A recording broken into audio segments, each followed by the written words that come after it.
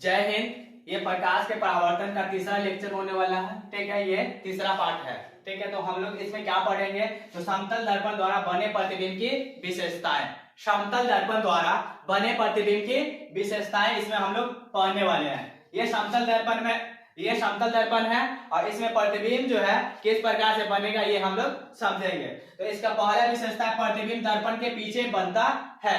तो A B क्या है, ए बी वस्तु है और ए डैश बी डैश क्या है, ए डैश बी डैश प्रतिबिंब है। तो दर्पण के पीछे बना प्रतिबिंब, तो प्रतिबिंब जो होता है कहां बनता है, दर्पण के पीछे। तो इसका पहला विशेषता क्या है, प्रतिबिंब दर्पण के पीछे बनता है। प्रतिबिंब वस्तु की अपेक्षा सीधा होता है। प्रतिबिंब जो होता है वस्तु की अपेक्षा सीधा होता है। तो आप अगर आईना लेते हैं ना, शीशा लेते हैं, तो उसमें अपना इमेज देखिएगा ना, फोटो देखिएगा, तो आप सीधा उसमें दिखिएगा। ठीक है, आप कैसा दिखिएगा, सीधा। ऐसा नहीं होगा कि पैरवा जो है ऊपर चल जाए, मुंह नीचे, तो ऐसा नहीं होगा। आपका जो मुंह ऊपर है तो ऊपर ही दिखेगा, पैर नीचे है तो नीचा ही दिखेगा। ठीक है, तो प्रतिबिंब जो होगा आपसे कैसा होगा, सीधा होगा। तो दूसरा विशेषता क्या है, प्रतिबिंब दर्पण के अपेक्षा सीधा होता है। अब अगला इसका विशेषता, प्रतिबिंब पारस्पर रूप से उल्टा होता है। प्रतिबिंब जो होता है ना पारस्पर रूप से उल्टा होता है। दाया वाला जो है ना बाया में, ये जो आएगा इधर और ये वाला इस तरफ आ जाएगा। तो पारस्पर रूप से क्या होता है, उल्टा होता है। दाया वाला बाया में, बाया वाला दाया में। तो प्रतिबिंब पारस्पर रूप से कैसा होता है, तो पारस्पर रूप से उल्टा होता है। ठीक है, अगला है इसका विशेषता, प्रतिबिंब आभासी होता है। तो ये जो है ना प्रतिबिंब आभासी होता है, वास्तव में नहीं करता है। इसको आगे बढ़ाए है ना तो अब यहाँ कट रहा है। ठीक है, इसको आगे बढ़ाने से करता है और ये दर्पण के पीछे बनता है, इसलिए ये कैसा होता है, तो प्रतिबिंब जो होता है आभासी होता है। प्रतिबिंब कैसा होता है, आभासी होता है। अगला है प्रतिबिंब दर्पण के उतना ही पीछे बनता है जितना वस्तु दर्पण के आगे होता है। तो प्रतिबिंब जो होता है ना दर्पण से उतना ही पीछे बनता है जितना आगे वस्तु होता है दर्पण के। ठीक है, तो प्रतिबिंब दर्पण के उतना ही पीछे बनता है जितना आगे वस्तु होता है दर्पण से। ठीक है, तो प्रतिबिंब दर्पण के उतना ही पीछे बनता है जितना वस्तु दर्पण के आगे होता है। इसका अगला विशेषता, प्रतिबिंब का आकार वस्तु के आकार के बराबर होता है। प्रतिबिंब का जो आकार है ना, ये प्रतिबिंब ये है, प्रतिबिंब का आकार वस्तु के आकार के क्या होता है, बराबर होता है। प्रतिबिंब का आकार वस्तु के आकार के क्या होता है, बराबर होता है। तो समतल दर्पण द्वारा बने प्रतिबिंब की विशेषता हम लोग क्या क्या पढ़े हैं, तो प्रतिबिंब दर्पण के पीछे बनता है। ठीक है, प्रतिबिंब दर्पण के पीछे बनता है। प्रतिबिंब वस्तु की अपेक्षा कैसा होता है, सीधा होता है।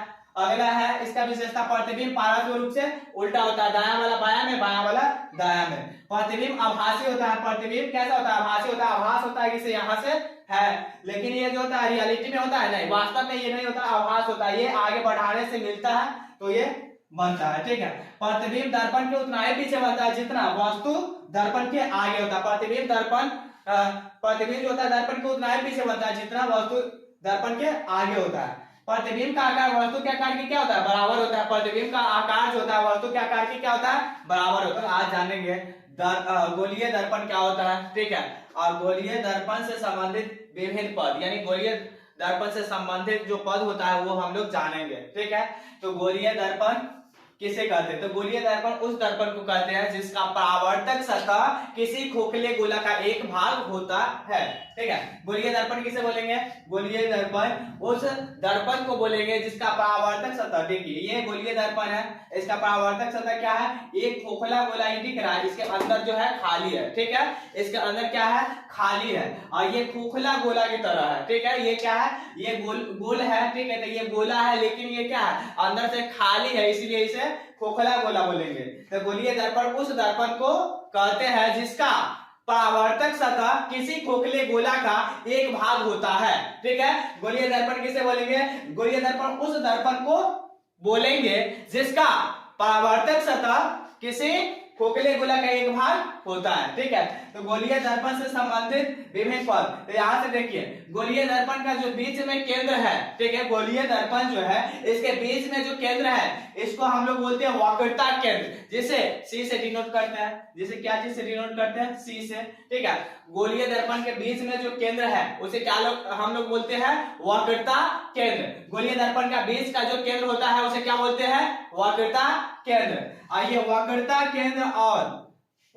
केंद्र और ध्रुव के बीच के दूरी को फोकल दूरी बोलते हैं। और यहाँ यहाँ जहां से प्रधान अक्ष जाता है या मुख्य अक्ष जाता है और दर्पण से जहां पे दर्पण से होकर गुजरता है वहां का जो पॉइंट होता है ना उसी को हम लोग बोलते हैं ध्रुव। ठीक है, ये क्या है? ध्रुव। ये गोलीय दर्पण में क्या है? ध्रुव है। ये क्या है? फोकस दूरी। फोकस दूरी किसे बोलते हैं? तो वक्रता केंद्र और फोकस दूरी के बीच का जो बिंदु होता है उसे फोकस बिंदु बोलते हैं। ठीक है, तो ये वक्रता केंद्र है और ये ध्रुव है। ठीक है, वक्रता केंद्र और ये ध्रुव है, इसके बीच में जो बिंदु है उसे हम लोग क्या बोलते हैं? फोकस बिंदु। ठीक है, और इधर भी ध्रुव है क्योंकि गोलीय दर्पण है तो दोनों तरफ ध्रुव है, फोकस भी दोनों तरफ है।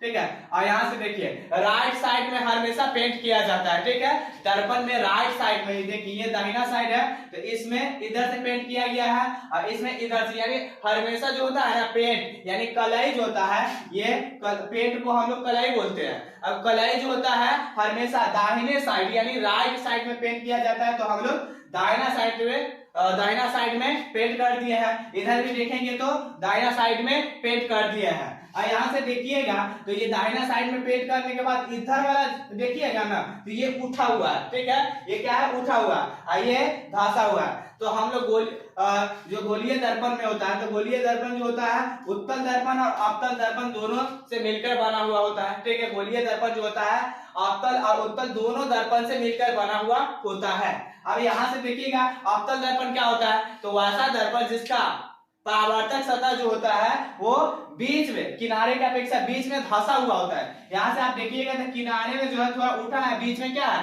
धंसा हुआ है। पेट जो होता है ना वो क्या है? धंसा हुआ है। ठीक है, अब ये देखिएगा तो ये जो होता है इधर भी राइट साइड पे पेंट कर दिया है। ये जो है ना ये इसका किनारे क्या अपेक्षा बीच में देखिएगा तो क्या है? निकला हुआ जो होता है ना पेट निकला हुआ होता है, उसी प्रकार से इसका क्या है? पेट निकला हुआ है। तो उत्तल दर्पण किसे बोलेंगे?